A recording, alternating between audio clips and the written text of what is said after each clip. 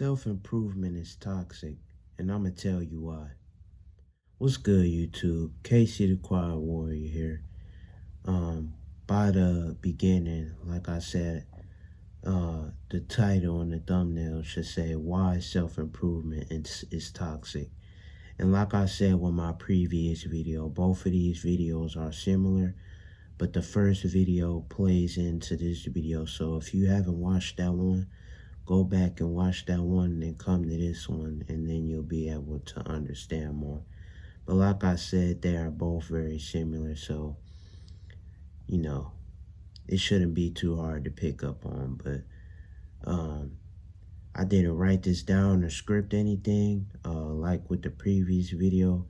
Just another rant video, something that I want to get off my chest and talk about real quick. So this video shouldn't be too long, but without further ado, we're going to get straight into it. Why self-improvement is toxic. Now, a lot of other content creators came out with videos about this and stuff. So, no, I did not, get this idea by myself. You know what I mean? If you watch the self-improvement YouTubers, you will know this has already been touched on by Jordan Green, Care for Rami, Ice Cold JT, and probably many more, not to disclude or forget about anybody else, because I feel like that would be wrong. But just, I know those are the three that really have talked about it and touched base with it on their channel. But it's just something that I wanted to come on here and talk about too, because it's something I didn't really realize until just recently. Because, and like I said, if you watch them, then you will understand and should be able to get a good gist of what I'm about to say. But like I said, just recently I've been starting to realize this and really see how self-improvement can be toxic at moments. And I really didn't think it, because I'm like, how could self-improvement be toxic if you're trying to improve yourself? Like, how could that be toxic? And you know what I mean? That may be the question that millions of people have, but they don't see it until they get burnt out. They don't see it and they don't start to realize it until they get burnt out, and they don't realize it until all they know is improvement. That's when it gets toxic. That's when it gets dangerous. When you're on your self-improvement journey and you lose yourself, all you know, who you are identified with, is just improvement, nothing else. That's when it starts to become toxic, and that's when it becomes dangerous. This is what can lead to, identity crises and you losing yourself just in general. And I touched on this topic, or something similar to it, in the previous video on how to have a good work-life balance. And, that has to do with it. That can play a role. And even if you have a good work-life balance, it still can creep up on you, because when you are just strictly trying to self-improve 24/7, and you start to identify with this and actually don't sit back and let that define you, and you actually sit back and have time to enjoy your life and enjoy yourself, then you won't tend to think or even get the questions of how, self-improvement can be toxic. But when you are so indulged and you are so deep into self-improvement that is your identity and that's the only thing you know, it starts to become dangerous, because you get burnt out and you set a huge roadblock in your mind, because you aren't able to get, a good sense of dopamine release from doing something else that actually, you enjoy, you know what I mean?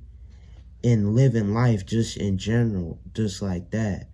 Um, when you are constantly doing, just self improving all the time and worry about it and build an identity with it, there's no room for you to just be human.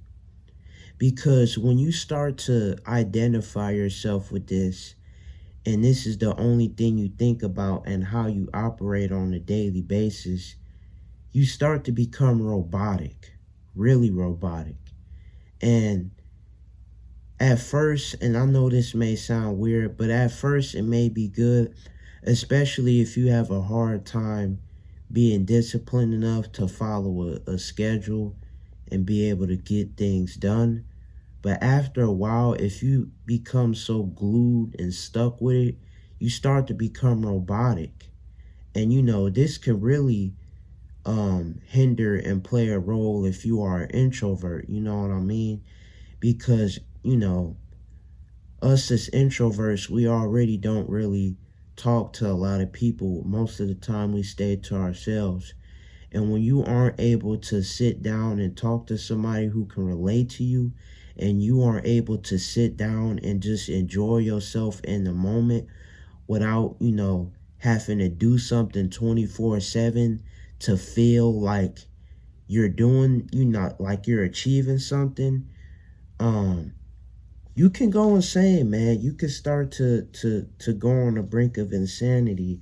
And it's very important to understand, to not let this be your identity, to not let this define you.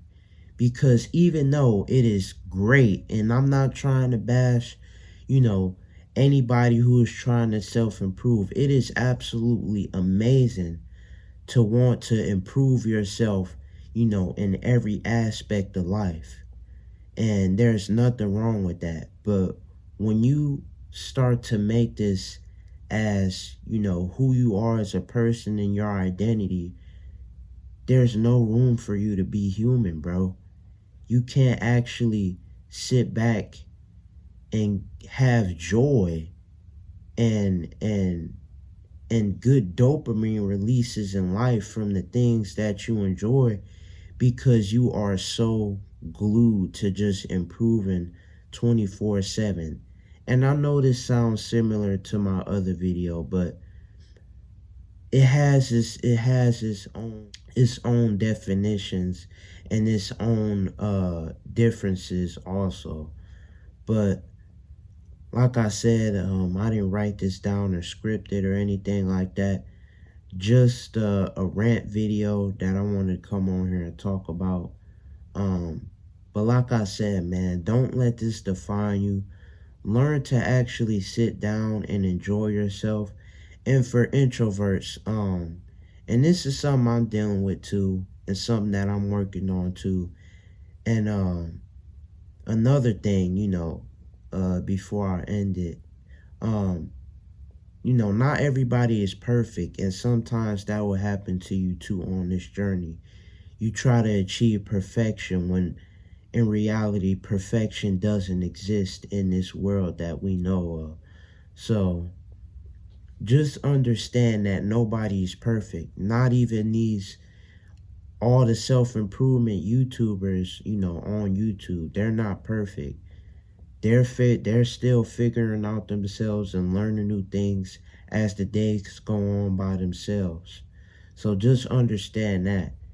And like I said before I got into this with introverts, find somebody who you can relate to, that you can talk to, somebody that's around your age or a little bit older. You find somebody who can relate to you, that you can talk to, so therefore you can express your mind with somebody who's like-minded, as you, so you are not always so robotic. And you'll be able to enjoy life and be able to deal with these problems by talking to somebody who is like-minded just like you.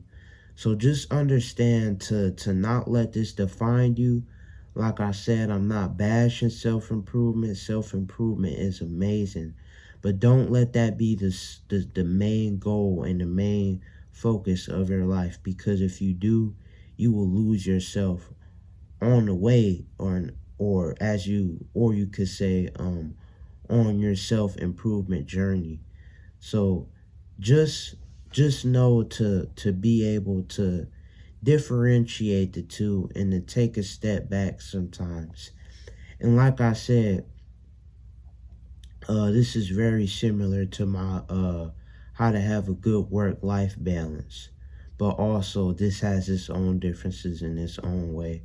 And like I said with the previous video before this, they are both similar, but they have their differences in their own ways. So like I said, just a rant video. Didn't have anything written or scripted out or planned out or anything like that. Just something I wanted to come on here and talk about and get off my chest. So that's really it. Make sure you like, comment, share, and subscribe, and leave in the comment sections below on how you could stop making self-improvement the main focus on your life, and how to make it to where it doesn't become toxic and you can actually enjoy the journey.